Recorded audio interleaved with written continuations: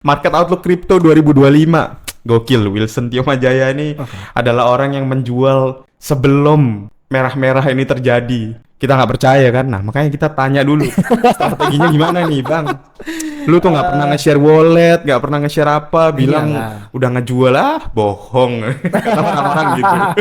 Ya buat apa di-share kan? Lu percaya juga nggak ada untungnya buat gua kan?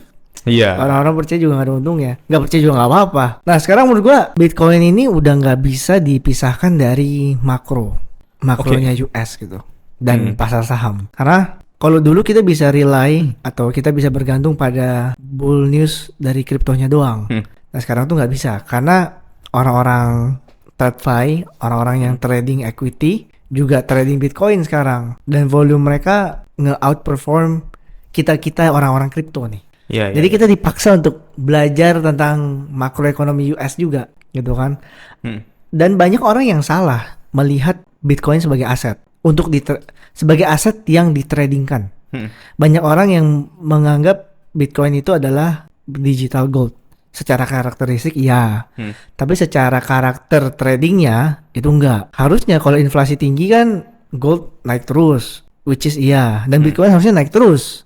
Which is enggak kalau inflasinya tinggi. Karena Bitcoin dalam dunia investasi dan dunia trading itu dianggapnya risky asset. Kayak saham. Saham itu risky asset. Bitcoin itu in short ya, cara mudahnya adalah 2 kali leverage saham. Jadi kalau lu punya tesis atau punya kepercayaan ekonomi bagus, ya beli saham itu 1 kali leverage, beli Bitcoin itu 2 kali leverage gitu. Naiknya.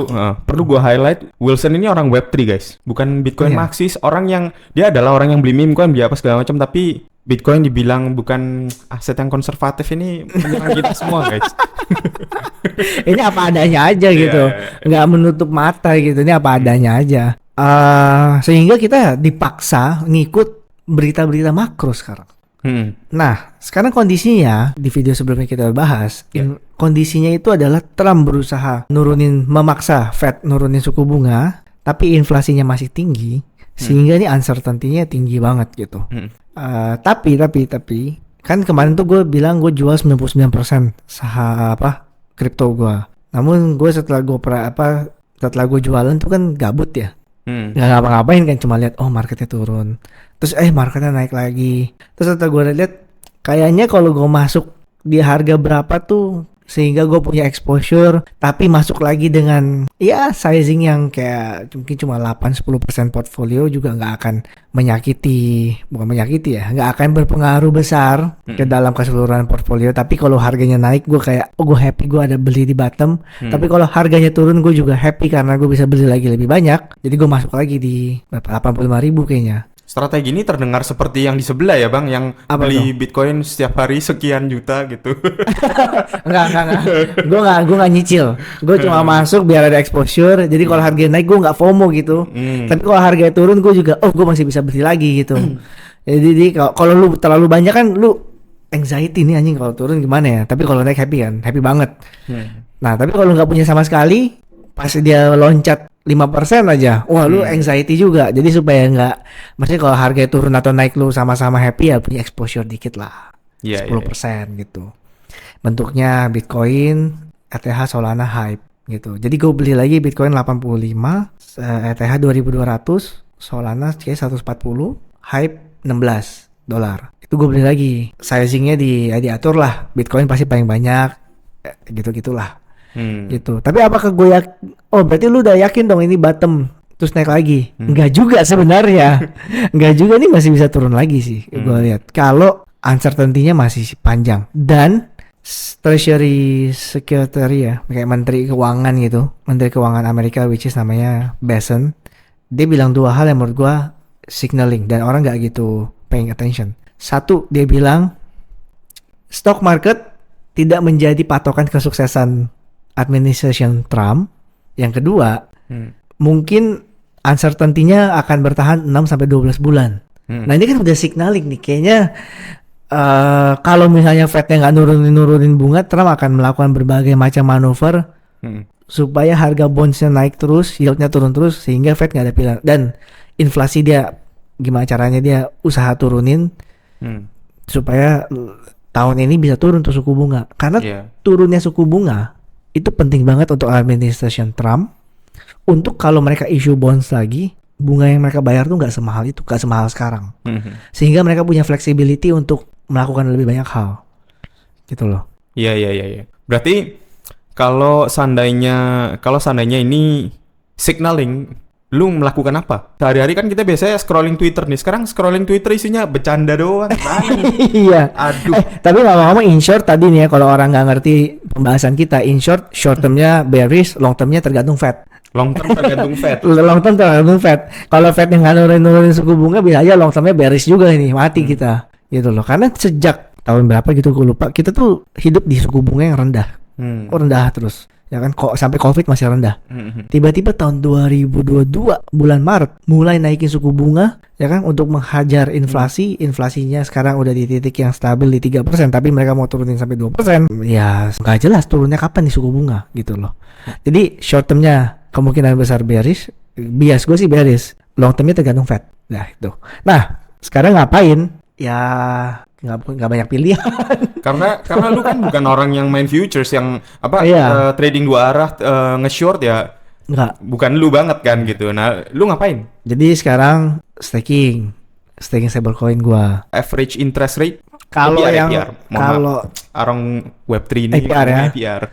kayaknya kalau yang public itu gue dapat sekitar 15%. Emang lu staking di public? Public banyak juga, Pendle, Sirup, Superform, Oke. Resolve, Level, Ethereal.